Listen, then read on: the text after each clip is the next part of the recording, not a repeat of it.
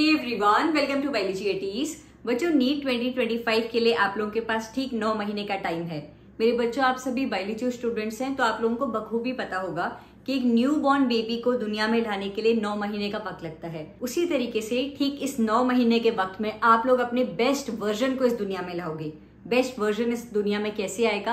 आप लोगों की मेहनत से आएगा, खुद पर विश्वास से आएगा, कॉन्फिडेंस से आएगा। तो आई होप आप लोग अगले 9 महीने की प्रेपरेशन से नीट 2025 क्रैक करके अपना बेस्ट वर्जन जीने के लिए तैयार हो। आज के वीडियो में मैं आप लोगों को बताने वाली हूँ कि नीट 2024 का क्या सिलेबस ध्यान में रखते हुए आप लोगों को तैयारी करनी है, एलिजिबिलिटी क्राइटेरिया क्या है, क्या डिफिकल्टी लेवल रहने वाला है। जितने डाउट्स मुझे मेरे कमेंट सेक्शन में दिख रहे हैं पिछले कुछ हफ्तों से, वो सारे डाउट्स आज के वीडियो में आप सभी से क्लियर करने वाली हूँ। सबसे पहले हम बात करते हैं एलिजिबिलिटी क्राइटेरिया के बारे में। बच्चों नीट 2025 के लिए एलिजिबल होने के लिए आप सभी का सबसे पहले तो क्लास 12 में सब्जेक्ट कॉम्बिनेशन होना चाहिए PCB प्लस इंग्लिश। अगर आप में से कोई बच्चा ऐसा है जिसका क्लास 12 में इंग्लिश सब्जेक्ट नहीं था, तो आप लोग ओपन बोर्ड से इंग्लिश का पेपर दे सकते हैं, ताकि आप लोगों की जो फाइनल मार्कशीट आए उसमें आप लोगों का इंग्लिश सब्जेक्ट भी इंक्लूडेड हो। ठीक है, तो सब्जेक्ट क्राइटेरिया क्या है? आप लोग PCB प्लस इंग्लिश का आपका सब्जेक्ट कॉम्बिनेशन होना चाहिए। अब क्लास 12 के परसेंटेज क्राइटेरिया की बात करें, PCB का total theory plus practical marks add करके मिनिमम आप लोगों के 50% बनने चाहिए अगर आप लोग जनरल कैटेगरी से हैं।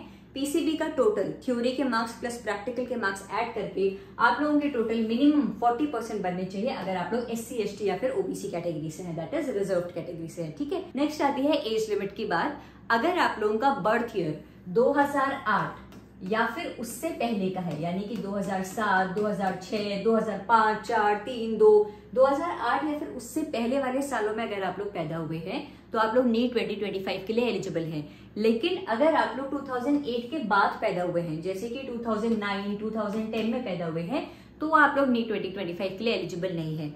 मिनिमम एलिजिबिलिटी क्राइटेरिया इज कि आपका बर्थ ईयर 2008 या फिर उससे पहले का होना चाहिए। 2008 की कोई भी डेट चलेगी, लेकिन आपके बर्थ ईयर में 2008 आना चाहिए as per your birth certificate. Minimum 2008, उससे पहले भी है तो बहुत अच्छी बात है, लेकिन 2008 के बाद का ईयर नहीं होना चाहिए। 2008 इज द डेडलाइन, यहां तक होना चाहिए। इससे पहले का है तो भी एलिजिबल है, लेकिन इसके बाद के बर्थ ईयर आपके कंसीडर नहीं करे जाएंगे to be eligible for NEET 2025। ठीक है, नीट 2025 के अपडेटेड सिलेबस की बात करें बच्चों, तो जो आपका NTA है ना, इन्फॉर्मेशन बुलेटिन रिलीज करता है दिसंबर मंथ में, यानी कि आप लोगों का जो फाइनल अपडेटेड सिलेबस है, कंफर्म सिलेबस है, उसके बारे में आप लोगों को दिसंबर मंथ में पता चलेगा। तो जब तक NTA अपनी ऑफिशियल वेबसाइट पर नीट 2025 का कंफर्म सिलेबस अपलोड नहीं कर देता है, आप सभी बच्चे नीट 2024 के अपडेटेड सिलेबस के अकॉर्डिंग पढ़ो। उस अपडेटेड सिलेबस पे जो न्यूली टॉपिक्स मेंशन करे हुए थे उन्हें मत पढ़ो। इन शॉर्ट, आप लोग न्यू NCERT बेस्ड अपनी तैयारी करो। न्यू NCERT में हर एक टॉपिक जो भी मेंशन किया हुआ है, आप लोगों को सब कुछ पढ़ना है। स्टडी अप्रोच सबसे पहले ये कहती है कि आप लोगों को अपनी मंथली टारगेट्स रखते हुए प्रिपरेशन करनी होगी। दूसरा, जैसे एक चैप्टर आपका कंप्लीट होता है, चाहे फिजिक्स है, केमिस्ट्री या बायोलॉजी है, उस चैप्टर से रिलेटेड नीट के PYQs करने हैं बच्चों। नीट 2024 अपडेटेड सिलेबस बेस्ड हर एक चैप्टर से topic wise previous year questions करने के लिए आप लोग ओसवाल बुक्स की NTA 37 years NEET UG chapter wise topic wise solved papers की बुक यूज कर सकते हैं बच्चों।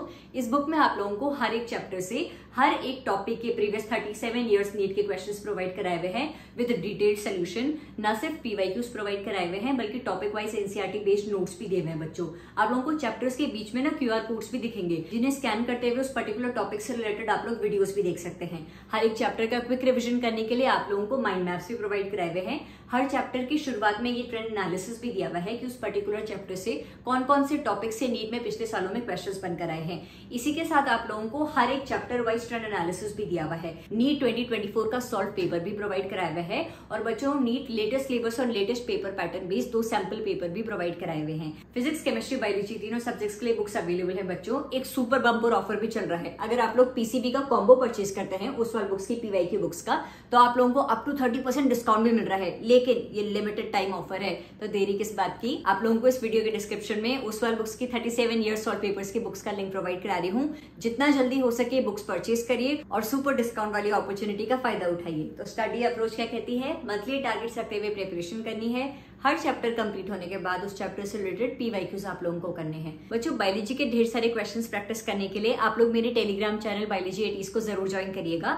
वहां पर आप लोगों को बायोलॉजी के हर एक चैप्टर से मैंने NCERT बेस्ड क्वेश्चंस की PDF प्रोवाइड कराई हुई है, जिन्हें आप completely free of cost download कर सकते हैं। ठीक है, तो मेक श्योर आप लोग मेरे टेलीग्राम चैनल से भी जुड़े हुए हैं। डिस्ट्रैक्शन से जितना हो सके आप लोगों को खुद को दूर रखना है। मोबाइल फोन मेक श्योर अगले 1 साल के लिए आप लोगों के लिए एंटरटेनमेंट का सोर्स नहीं बल्कि पढ़ाई का सोर्स होना चाहिए। मोबाइल फोन से जितना हो सके दूर रहो।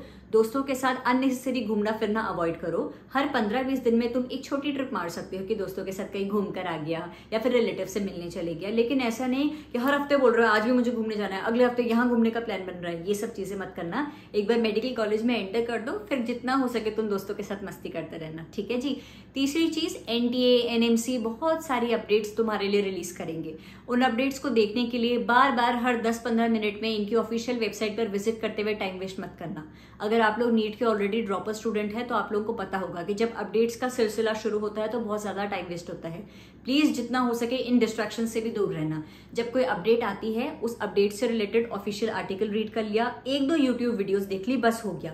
अपडेटेड रहने के लिए उन अपडेट्स को चेक करो, लेकिन ऐसा नहीं पूरा दिन उन अपडेट्स को चेक करने में वेस्ट कर लिया। ठीक है, तो जितना हो सके डिस्ट्रैक्शन से दूर रहना है और पढ़ाई को अपने करीब लाना है, क्योंकि प्रिपरेशन आप लोगों को सिलेक्शन दिलवाएगी, डिस्ट्रैक्शंस कहीं भी सिलेक्शन नहीं दिलवाने वाले।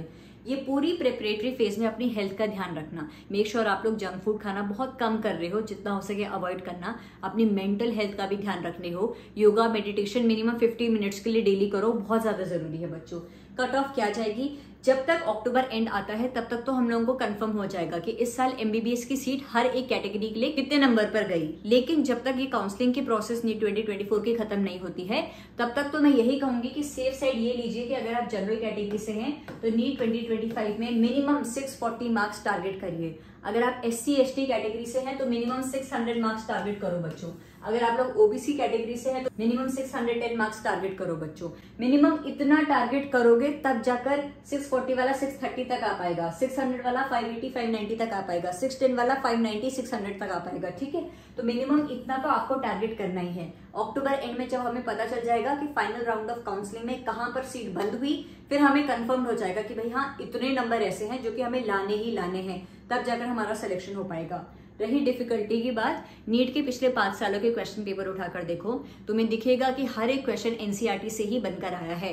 तो चाहे फिजिक्स, केमिस्ट्री, बायोलॉजी कोई भी सब्जेक्ट क्यों ना हो, stick to NCERT based preparation करो। कोचिंग मॉड्यूल्स भी पढ़ रहे हो तो अगर तुम्हारे मॉड्यूल में कोई आउट ऑफ NCERT टॉपिक है तो तुम उन्हें स्किप कर सकते हो। आप लोगों को NCERT बेस्ड तैयारी करनी है और स्पेशली बायोलॉजी में तो NCERT की एक लाइन आप लोगों की टिप्स में होनी चाहिए मेरे बच्चों। अगस्त मंथ से नीट 2025 की जो फ्रेश स्टार्ट करने वाला है, कुछ दिनों में मैं आप लोगों को अगस्त मंथ से फ्रेश मंथली टारगेट्स प्रोवाइड कराने वाली हूँ।